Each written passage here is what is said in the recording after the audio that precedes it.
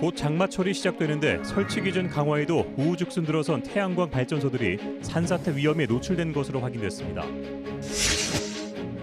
과수 화상병 확산 속도가 유례 없이 빨라 피해가 걷잡을 수 없이 커지고 있지만 원인과 경로가 파악되지 않고 있어 과수 농가들의 시름이 깊어지고 있습니다. 오늘 국회에서 열린 충청권 당정협의회에서 충청북도는 정부의 공공기관 추가 이전에 맞춰 충북 혁신도시로의 공기업 이전을 요구했습니다.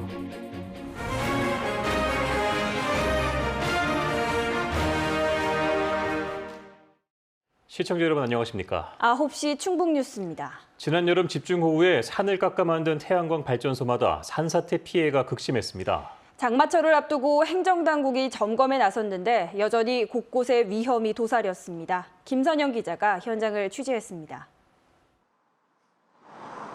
나무를 베어낸 자리에 잇따라 들어선 태양광 발전 사업장들.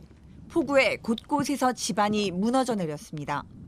지난해 비 피해가 유난히 컸던 청주의 한 발전소입니다. 완공 단계지만 산 절단면 침식이 벌써 진행돼 움푹 파였고 산사태 방지용 그물은 해졌습니다. 토사가 휩쓸고 지나가면서 지표에 2m 깊이로 고정한 모듈 지지대는 뼈대를 40-50cm씩 드러냈고 토사에 배수로는 흔적도 없이 막혀버렸습니다. 폭우 쏟아지고 난 다음에 다 쓸려 내려가서 2차로 9월경에 한번 다시 했고요. 올 봄에 또 한 번 다시 했고요. 또 다른 발전소 신축 현장. 벌목한 경사면 곳곳에 토사가 유출돼 배수로 응급 복구가 진행 중입니다. 어디 가도 이렇게 넘치는 다 똑같아요. 처음에 공시했으면 다 넘쳐 이렇게. 몇 번 터냐고 했는데 다 잡거든요. 시멘트 가설물이 흙더미 위에 위태롭게 얹혀 있고 공사 자재들이 좁은 배수로를 가득 막은 사업장도 있습니다. 태양광 발전소 산지 건립을 위한 경사도 기준이 25도에서 15도 이하로 강화됐지만 지형이나 유량 분석 등 재해 예방을 위한 대비는 여전히 부족한 겁니다. 산을 막 깎아가지고 건드리잖아요. 그러면 그거에 따른 후유증, 산사태나 토사 유출은 재난이 생기는데 그거에 대한 대비책이 지금 상당히 허술한 것 같아요. 전문성이나 구속력 등을 담보할 수 없다 보니 관리 감독에도 한계가 있습니다. 감리 제재도를 좀 둬서 그 시작 단계에서부터 준공까지 모든 단계를 해서 감리 감독할 수 있는 그런 권한이 있었으면 좋겠습니다. 지난해 말까지 전국에 설치된 20kW 이하 소규모 태양광 발전소만 2,500여 곳에 달합니다. KBS 뉴스 김선영입니다. 과일의 구제역이라 불리는 과수 화상병이 사그라지지 않고 있습니다. 확산 속도가 유례없이 빨라 피해가 걷잡을 수 없이 커지고 있지만 왜 발병했고 어떻게 퍼지는지 원인을 알 수 없는 상태입니다. 박미연 기자의 보도입니다. 충주와 제천, 음성에서 과수 화상병이 빠르게 번지고 있습니다. 지난달 20일 첫 의심 신고가 들어온 지 한 달도 안 돼 62개의 사과와 배 농가가 확진 판정을 받았습니다. 현재까지 피해 면적은 지난해 전체보다 51% 넓은 41.9헥타르로 늘었습니다. 전국적으로 충남 천안과 경기도 안성 12개 농가에서 5.9헥타르의 피해를 본 것보다 농가 수는 5배, 피해 면적은 7배 이상 많습니다. 현재 충북 27개 농가에 대한 정밀 진단이 이루어지고 있어서 피해가 더 커질 가능성이 큽니다.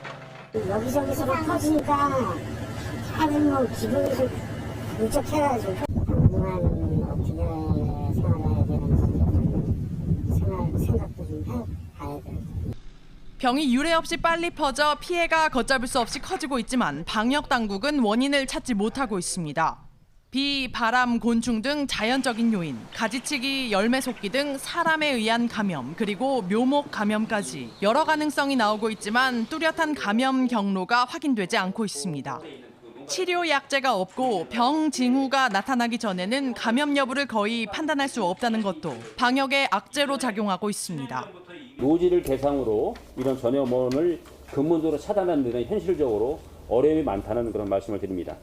과수 산업을 위협하는 화상병이 재난급 피해로 확산하고 있지만 정확한 원인과 경로를 찾지 못해 농민들의 시름이 더욱 커지고 있습니다. KBS 뉴스 박미영입니다. 충청북도 의회 교육위원회는 어제 제373회 정례회 2차 회의를 열고 충청북도 교육청의 교육비 특별회계 추가 경정 예산안을 심사한 뒤 학교 공기순환기 설치 사업 예산 265억 원을 전액 삭감했습니다. 교육위원회는 사업의 타당성이 낮고 사업 효과가 의문시돼 공기순환기 설치 사업비를 모두 삭감한 뒤 예비비로 계상했다고 설명했습니다. 다음 달부터 가축 전염병 예방법 시행령 개정안이 시행되면서 가축 사육 농가의 방역 기준이 강화됩니다. 방역 당국은 방역 기준 강화로 구제역 예방 접종을 위반한 양돈 농가에는 500만 원부터 1,000만 원의 과태료가 부과되고 가축 살처분에 따른 보상금도 지원되지 않는다고 밝혔습니다. 또한 소독 설비나 방역 시설을 갖추지 않거나 출입 차량에 무선 인식 장치를 장착하지 않는 등 관리를 소홀히 할 경우에도 보상금의 20%가 감액됩니다. 충청권의 주요 현안을 논의하는 4개 시도 당정협의회가 오늘 국회에서 열렸습니다. 여당이 추진 중인 공공기관 추가 이전 움직임에 맞춰 충북은 충북혁신도시가 한 단계 더 도약할 수 있도록 당 차원의 지원을 요구했습니다. 이만영 기자입니다. 4월에 이어 두 번째로 진행된 당정협의회에서 충북은 먼저 혁신도시로의 공기업 이전을 강력히 요구했습니다. 충북 혁신도시로 이주한 11개 공공기관은 인력개발과 연구 위주의 준정부 기관으로 독자적인 예산 편성권을 지닌 공기업보다 일자리 창출 등 지역 내 파급 효과가 상대적으로 저조하다는 이유에서입니다. 때문에 반도체나 2차 전지 등 충북의 주력 산업과 연관성이 높은 공기업 이전의 당위성을 설명했습니다. 지역산업 육선을 견인할 공기업 이전은 전무한 상태입니다. 충북 혁신도시 내에 지역 전략 산업과 부합하는 앵커 역할을 할 공공기관이 추가 배치되도록 건의드립니다. 국토교통부가 오송역 연결선 건설에 난색을 보이며 갈림길에선 강호축 구축 문제를 비롯해 충청권 하계 아시안게임 유치와 한국무예진흥원 설립 등 충북의 기존 현안에 대한 중앙당 차원의 지속적인 지원 요청도 이어졌습니다. 호남선 고속철과 연결이 현재는 잘 안 되는 것으로 검토가 되고 있는 것을 알고 있습니다. 적정성 검토에서 정부 여당에 대한 쓴소리도 나왔습니다. 도시공원 일몰제에 따른 무분별한 개발은 환경 문제를 떠나 아파트 가격 하락 등 내년 총선에 악재로 작용할 수 있다며 장기 미집행 공원 매입 비용의 국비 지원 등 대책 마련을 촉구했습니다. 기재부의 반대 때문에 예산 반영은 어려운 것처럼 돼 있는데 어렵다고만 하지 말고 공동 대응을 통해서라도. 이에 대해 여당은 충청권을 넘어 국토 균형 발전 차원의 적극적인 지원을 약속했습니다. 단지 그냥 수도권 일자리를 지방으로 이전하는 이런 것으로는 부족해 보입니다. 지방에 걸맞는. 이 밖에 부족한 정주 여건으로 비수도권을 기피하고 있는 태양광, 반도체 산업의 전문 인력 양성 지원을 당부했습니다. KBS 뉴스 이만영입니다. 청주시가 행정안전부 주관의 공공부문 공간혁신 시범도시에 선정됐습니다. 이에 따라 2021년 청주시 강내면 사인리에 들어서는 흥덕구 신청사와 옛 연초제조창의 신개념 도서관으로 도입하는 가칭 문화제조창 도서관 두 곳에 대해 20일 전문 컨설팅을 받습니다.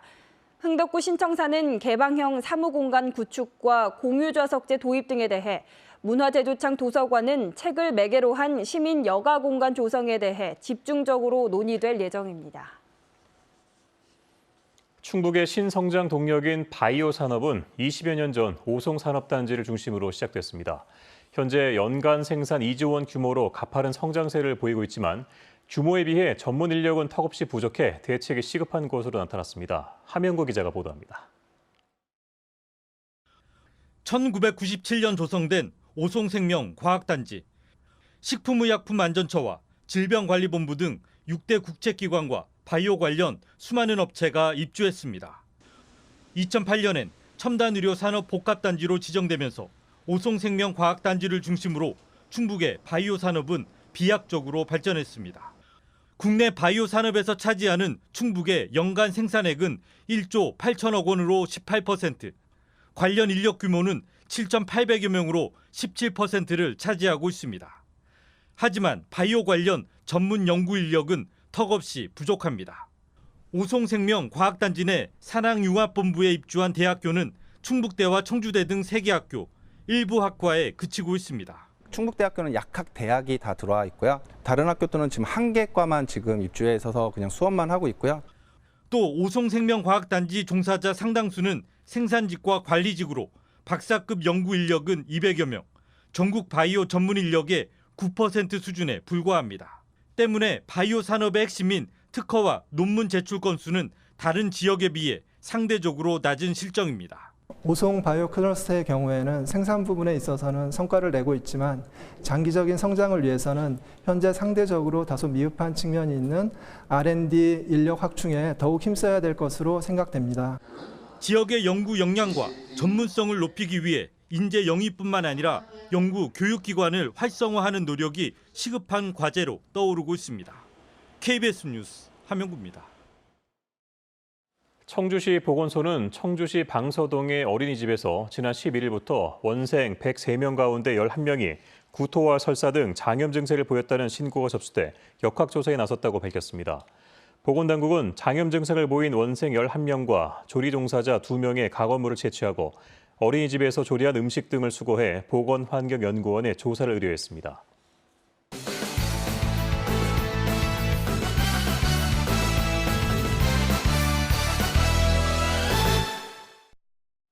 충북지방경찰청 지능범죄수사대는 관급공사 계약 대가로 금품을 받은 혐의로 불구속 입건된 괴산군 간부 공무원 A씨에 대해 사전 구속영장을 신청했다고 밝혔습니다. A씨는 2017년 쓰레기 소각장 건축 사업 당시 영업사원 B씨에게 경쟁사 입찰 심사 자료를 넘겨주고 현금 1,000만 원을 받은 혐의를 받고 있습니다. 청주 드림플러스 상가의 관리권을 두고 갈등을 빚던 상인회와 건물 소유주 이랜드 리테일이 오늘 건물 안에서 12시간 가까이 충돌했습니다. 충북뉴스 마칩니다. 고맙습니다.